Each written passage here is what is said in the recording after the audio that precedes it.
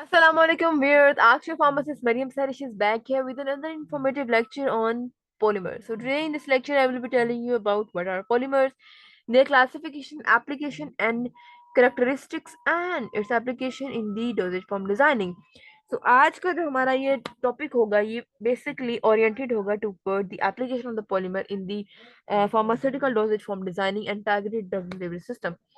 सो चले आज का लेक्चर स्टार्ट करते हैं without any delay. But before starting this lecture मेरी आप लोगों से रिक्वेस्ट है कि काइंडली मेरे चैनल अक्षय फार्मासिस्ट मरियम को सब्सक्राइब कर दें। ये हमारे लिए एक छोटी सी मोटिवेशन होती है और इस वीडियो को अपनी फार्मासिस्ट कम्युनिटी के साथ और अपने डिपार्टमेंट में शेयर कर दें। तो चलिए आज का लेक्चर पॉलीमर स्टार्ट करते हैं। तो पॉलीमर जो वर्ड है ये एक ग्रीक वर्ड से निकला है जो कि दो वर्ड पर मुश्तमिल है। एक वर्ड है पोलस जो कि पोली है और मर मिरस से। पोली है, पोलस का मतलब है मैनी एंड मेरस का मतलब है parts. So poly mean many and mer mean parts. So polymers are those components which have many parts. Polymers are the high molecular weight chemical compounds like the micromolecule which are formed by the assemblies of the large number of repeating units. तो repeating units कौन से होते हैं? Monomers. For example मैं आपको example देती हूँ एक बहुत ही बेसिक से पॉलीमर की, और वो है हमारा कार्बोहाइड्रेट्स। कार्बोहाइड्रेट्स उनका मोनोमर क्या होता है? ग्लूकोज। ग्लूकोज की मोनोमराइजेशन वो एक दूसरे से अटैच होते हैं उनकी लिंकिंग होती है और वो एक मैक्रोमोलिक्यूल कंपाउंड बना लेते हैं और वो क्या होता है? हमारा कार्बोहाइड्रेट्स होते हैं। वो कोई भी कार्बोहाइड्रेट हो सकता है। ठीक है, आगे आती है classification of the polymers. Polymers को हम क्लासिफाई कैसे करते हैं? तो क्लासिफिकेशन इसकी हम तकरीबन टोटल 7 बेसिस पे करते हैं। पहली बेस है based on the nature of the monomers. Monomers की नेचर पे होमोपॉलीमर्स एंड कोपॉलीमर्स। होमोपॉलीमर्स होते हैं जिनके जो रिपीटिंग यूनिट्स होते हैं, मोनोमर्स वो एक ही होता है, और कोपॉलीमर्स होते हैं जिनकी जो रिपीटिंग यूनिट्स होते हैं दो या दो से ज्यादा टाइप्स के होते हैं। Based on the arrangement of the monomers तो उसमें होती है रैंडम कोपॉलीमर्स। रैंडम वो होते हैं जिनकी जो मोनोमर अरेंजमेंट होती है वो रैंडम होती है। ग्राफ्ट पॉलीमर जो होते हैं वो होते हैं पॉलीमर्स जिनके वन और more blocks sorry linear arrangement of the polymer होती है इन द ब्लॉक्स। तो वो क्या होते हैं हमारे?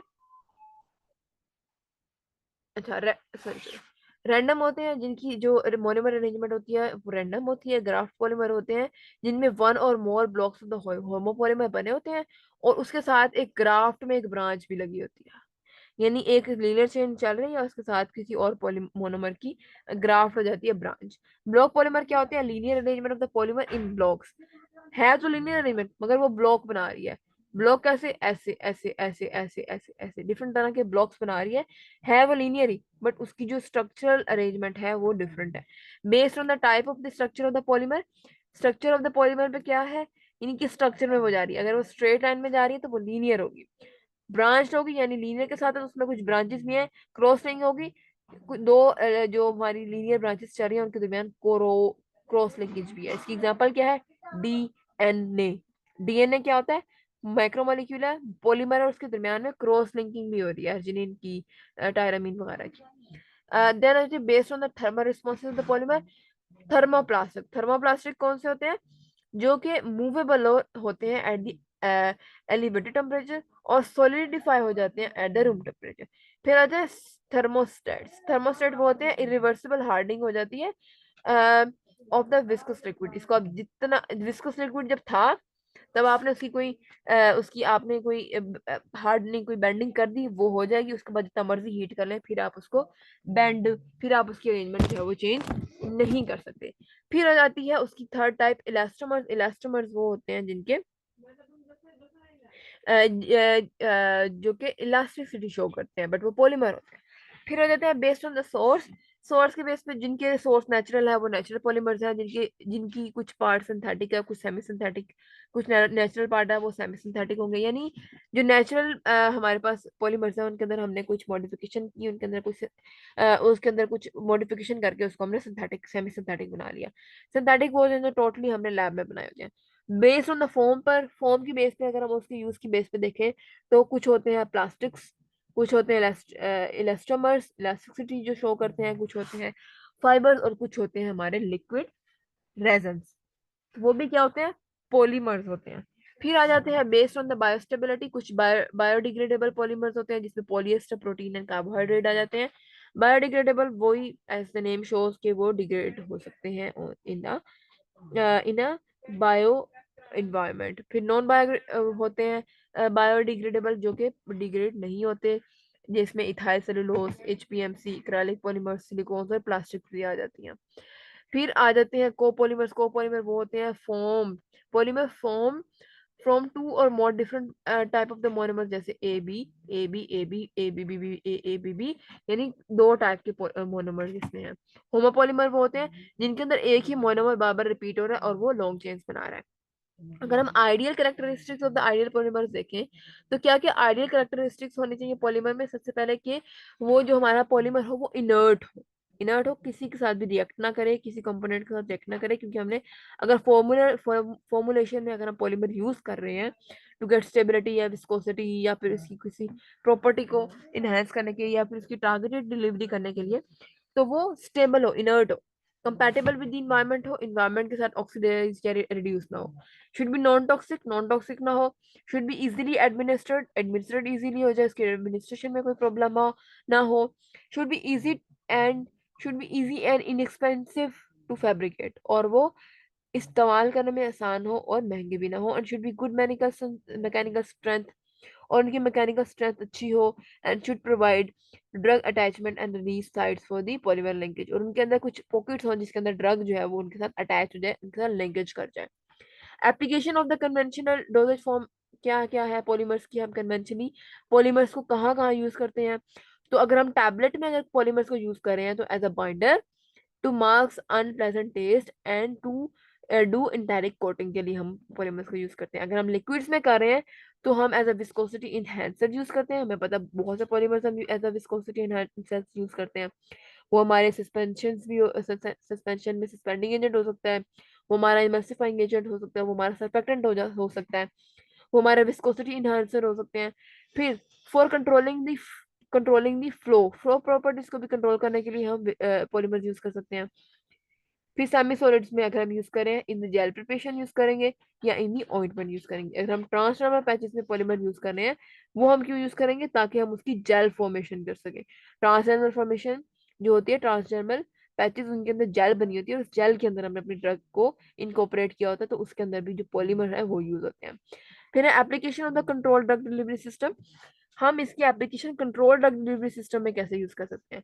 तो वो हम कर सकते हैं रेजरवायर सिस्टम। रेजरवायर सिस्टम में क्या होता है कि ड्रग का एक डिपो बन जाता है और उस डिपो में ड्रग जो है वो स्टोर्ड रहता है, और फिर विद पैसेज ऑफ टाइम वो ड्रग जो है वो उस डिपो में से रिलीज होता है। तो depot reservoir of the drug enclose in the polymer, और पॉलीमर को कोट किया होता है उसमें। Also ओकोसर्ट system, प्रोजेस possessive start system आ जाता है, और रिजर्वायर डिजाइन ट्रांसडर्मल पैचेस आ जाते हैं इन द रिजर्वायर सिस्टम, जो कि पॉलीमर्स की एप्लीकेशन है। फिर है मैट्रिक्स सिस्टम। मैट्रिक्स सिस्टम में drug is disperse either molecularity और द सॉलिड पार्टिकल्स में हम उसको डिस्पर्स कर देते हैं, वो हमारा मैट्रिक्स सिस्टम होता है। स्वेलिंग कंट्रोल रिलीज सिस्टम, इसमें क्या होता है कि drug at the specific pH at any specific stimuli, drug जो है, ड्रग के अंदर जो पॉलीमर यूज करते हैं वो स्वेलिंग स्टार्ट करती है, उस स्वेलिंग से जो ड्रग है वो रिलीज होना स्टार्ट हो जाती है। इसमें एग्जांपल आपको दूंगी, हमारी जो होती है म्यूको एडिसिव टैबलेट्स आ जाती हैं इसमें, और हमारी स्पोजिटरीज आ जाती हैं। स्पोजिटरीज स्वेल तो नहीं होती बट काइंड ऑफ मेल्ट होती हैं, और उस मेल्ट के साथ साथ ड्रग रिलीज होती है, और वो भी पॉलीमर ही होता है, gelatin. In the biodegradable system में भी हम एप्लीकेशन यूज करते हैं, जैसे जैसे उसकी बायोडिग्रेडेशन होगी वैसे वैसे ड्रग रिलीज होगी, और वो लाइसिस के थ्रू भी हो सकती है और वो बल्क एरेजन से भी हो सकती है डिग्रेडेशन। फिर आ जाती है ऑस्मोटिकली कंट्रोल्ड ड्रग। इसमें कंप्रेस्ड टैबलेट हम यूज करते हैं, उसका कोर और कोटेड यूज करते हैं। फिर सेमी परमेबल कोटिंग उसकी यूज करते हैं, और फिर उसकी ड्रग की जो परमेबिलिटी है वो कंट्रोल्ड होती है। बायोडिग्रेडेबल पॉलीमर्स कौन से होते हैं? डेफिनेशन बायोडिग्रेडेबल पॉलीमर्स की, the polymers are defined as biodegradable that comprise of the monomers like one another through the functional have unstable link of the backbone, यानी उनके जो फंक्शनल यूनिट है वो एक दूसरे के साथ मोनोमर्स के फॉर्म में लिंक्ड है, और उनकी जो बैकबोन है वो अनस्टेबल है, यानी उनकी लिंकेज जो है वो टूट भी सकती है। This slowly disperse from the site of administration in the response chemical site by the reaction of the hydrolysis, यानी वाटर की प्रेजेंस में ये बायोडिग्रेडेशन शो करते हैं। पानी आया, पानी के साथ उनकी हाइड्रोलाइसिस हुई और उस हाइड्रोलाइसिस की वजह से उसका जो ड्रग है वो रिलीज होगी। कैसे रिलीज होगी उसका मैकेनिज्म भी आपको मैं आपको बताती हूँ। फिर आ जाती है सिंथेटिक पॉलीमर्स की टाइप्स। सिंथेटिक में aliphatic polymer, polyphospho polyphospho esters, poly anhydrides and poly ortho esters आ जाते हैं। नेचुरल में कोलाजन, एल्बुमिन, सिजिन और जेलेटिन। और एनवायरमेंटल रिस्पॉन्सेज में थर्मोसेंसिटिव में पॉलीक्राइल और पीएच सेंसिटिव में मिथाइल विनाइल ईथर आ जाता है। मैकेनिज्म ऑफ द बायोडिग्रेडेशन ये बहुत अच्छे से एक्सप्लेन यहाँ पे किया हुआ है। इसके दो मैकेनिज्म होते हैं। एक होती है इसकी हाइड्रोलिटिक डिग्रेडेशन, जो कि इस डायग्राम ए में बताई है। ये हमारा पॉलीमर है, इसके अंदर ड्रग इनकॉर्पोरेट है। यहाँ पे देखिए इसकी लाइसिस हो रही है। इसकी जो ड्रग है वो सरफेस से रिलीज हो रही है, क्योंकि सरफेस में लाइसिस हो रही है। यहाँ पे क्या हो रहा है, इंजाइमेटिक डिग्रेडेशन में ड्रग की जो सरफेस है वो इंटैक्ट है, और ड्रग जो है लाइसिस के थ्रू वहां से रिलीज हो रही है। इसका हम थ्योरी पढ़ लेते हैं हाइड्रोलिटिक डिग्रेडेशन की। Breakdown of polymer by water by cleavage along a chain into monomeric acids. This is done by the way bulk erosion polymers जैसे polylactic acid PLA and polyglycolic acid PGA। surface region polymers poly anhydrides हो जाते हैं। enzymatic degradation जो कि diagram B diagram में बताई है। exact mechanism is not known but may be due to the lysis of the long polymer chain attaching to it। तो drug जो है जिन पॉलीमर चेन्स पर अटैच है, ड्रग वहां से लाइस करेगी। पूरा का पूरा जो हमारा पॉलीमर है वो उसकी लाइसिस नहीं होगी, बट हाइड्रोलिटिक में पूरे के पूरे पॉलीमर की लाइसिस होगी और ड्रग वहां से फिर रिलीज होगी। फैक्टर अफेक्टिंग द बायोडिग्रेडेशन क्या क्या है? Polymer morphology, pH and ionic strength. PH ionic strength में भी डिपेंड करता है। ब्रांच्ड है, मॉर्फोलॉजी में ब्रांच हो सकता है, लीनियर हो सकता है, क्रॉस लिंकेज हो सकता है।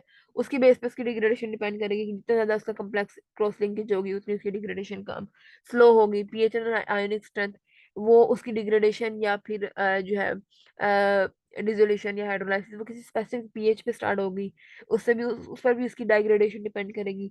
Drug polymer interaction, chemical composition and structure, processing method and condition and presence of the chain defects. तो ये हमारे कुछ फैक्टर्स है जो कि अफेक्ट करते हैं हमारी बायोडिग्रेडेशन को। तो यहाँ पे हमारा जो टॉपिक है ऑन द बायोडिग्रेडेशन और जो पॉलीमर्स है वो खत्म होता है। I hope this lecture will be quite informative for you.